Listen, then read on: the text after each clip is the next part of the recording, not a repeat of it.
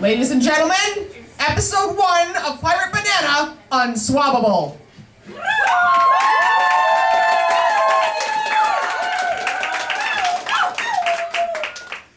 This is the story of Pirate Banana. You can listen and read along in your book. You will know it is time to turn the page when you hear the beer being chugged, like this. Go. Go. Nope, that's not the beer. Sorry, I did We begin tonight's story in great pain. Man, what a kegger! I got so railed last night and I woke up next to... well, never mind. Tonight's story begins where my kegger ended, on a pirate ship with a huge liver, a banana, and a little boy. Arr, land ho, me hearties. Pause the DVD and prepare to drop anchor. On what, sir? If that be the level of humor for these adventures, let me join Davy Jones now. He's on tour with the monkeys. Shut it, you. Now we meet Pirate Banana, the most ruthless banana ever to bake cakes and watch DVDs on the Great Lakes. He stands tall and proud on 2 legs, one of them wood, with a +2 cutlass at his side and an eye patch on his noble brow. This is truly a peelable fruit to be reckoned with. Arr, prepare to...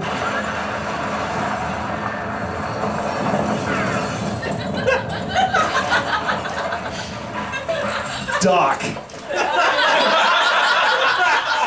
You crashed us again, guy with a mop bucket on his head. Well, I do have a bucket on my head.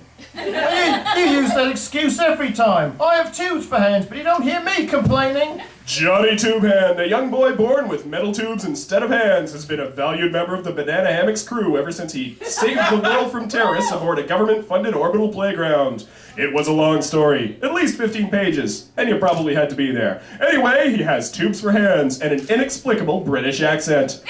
Is there such a thing as something being explicable? Shut up, you. Hey, you can't tell me to shut up. I can too. You have a mop bucket on your head. You have a mop on your head complete with bucket. But you're just the narrator. Which pretty much makes me the dungeon master, bitch, so shut up and get me a Mountain Dew. I am very sorry, but we are all out. Yar, add that to the shopping list, Crank's liver. Yes, sir, Captain. Crank's liver joined the crew as their warrior accountant after quitting his job as a toxin remover for a dude named Crank. He tried to make it on the high seas of international finance, but was thwarted at every turn by rampant organism. You know, like racism, but against internal organs.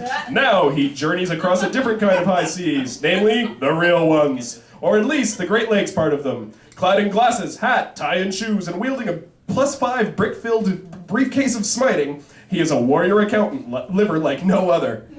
Yar, all ashore that's going ashore and smoke him if you got him. Come, Clancy, or Andrew, or Steve. What the fuck is your name, bird? Suck it, suck it.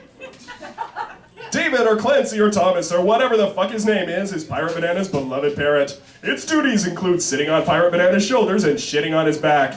He does not have an eye patch because that would be silly, but he does wear a tri-corner pirate hat complete with skull and crossbones. He's very cute, especially in that dear little hat, but don't get too excited, trust me. We turn our attention now to the Crusty Seaman, the kind of tavern that is literally come as you are.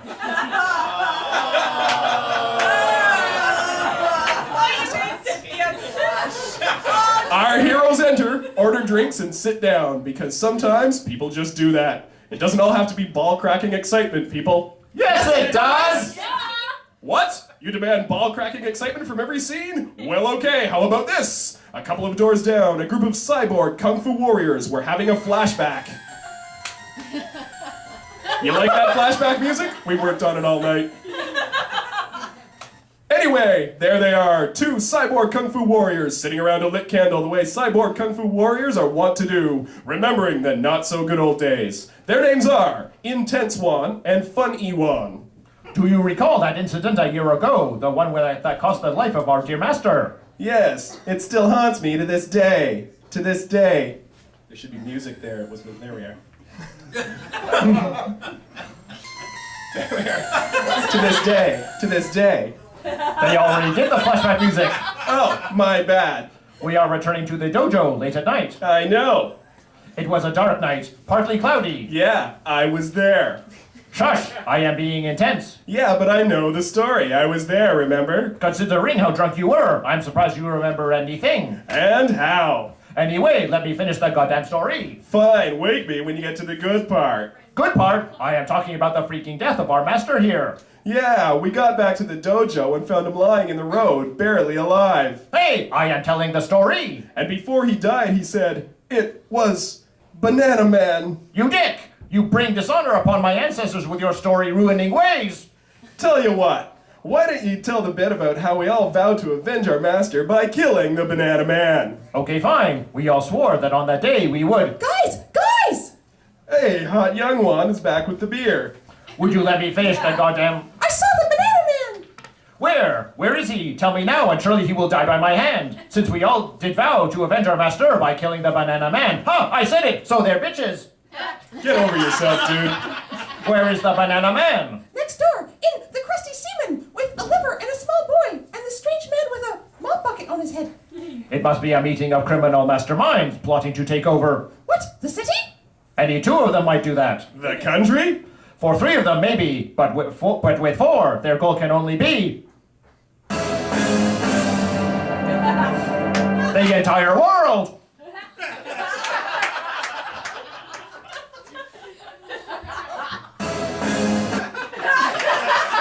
That music was a little late, I think. And what do you base that on?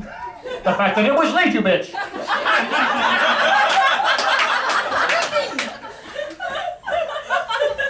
And what do you base that on? What do you mean? Well, that's a pretty big accusation there. I hope you've got some evidence to back it up. There's a guy with a mop bucket on his head. That's good enough for me. Let's go kick ass. That makes no sense whatsoever. We're dealing with a giant walking banana and a sentient liver, and you're talking about logic? Speaking of logic, Pirate Banana and his motley band had abandoned it around about the 5th tequila shot. Yeah, you guys are the best crew I ever had. I love you guys. I just love that I get to drink. Oh, I fell off my chair, I did. Oh God, I can't feel my tubes. Meanwhile, up in the rafters, Carl or Steve or Andrew or whatever the fuck the parrot's name is had met a strange drinking companion. Come here often? Come here often?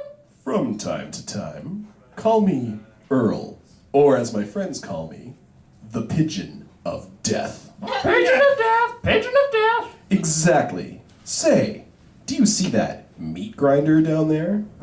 Burger time! Exactly. Why don't you take a closer look? Meat grinding noises, crunch, crunch. That one's... Better than anything could. Oh, you got your script. Sorry. All right. I fixed your script. Ruined my death scene! Ruined my death scene!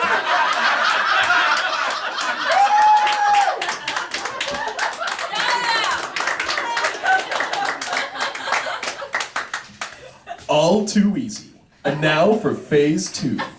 I don't know about phase 2, but the guy with the mop bucket on his head was having a wicked number 2 just then. Oh, that's better.